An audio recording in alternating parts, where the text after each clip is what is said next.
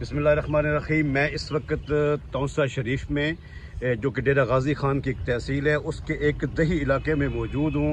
और आप इस वक्त ये देख सकते हैं कि सैलाब की जो तबाहकारियाँ हैं जिससे ये पूरा इलाका जो है वो बहुत ज़्यादा मुतासर हुआ है। और इसमें एक लम्हा फिक्रिया है कि जितनी भी तंजीमें, जितने भी लोग जिन्होंने किसी न किसी हिस्से में इन लोगों की जहाँ पे भी पानी आया, सैलाब आया, वहाँ पे उन लोगों की सपोर्ट की।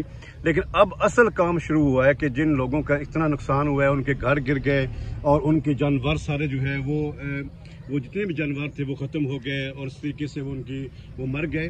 लेकिन अब इनका शुरू हुआ है काम, इनकी तामीर का, घरों की। अब तंजीमें बहुत कम जो है वो यहाँ पे इमदादी कार्रवाइयाँ जो है वो हमें नज़र आ रही हैं। तो मैं गुजारिश करूँगा अपने तमाम नाजरीन से कि जिस हद तक भी मुमकिन हो सके, अभी ये काम महीनों में चलेगा, तो आपसे गुजारिश है कि इन लोगों को ज़रूर अपनी जो है वो दुआओं में याद रखें और अपनी आमदनी में इनका हिस्सा जो है वो ज़रूर निकाल लें।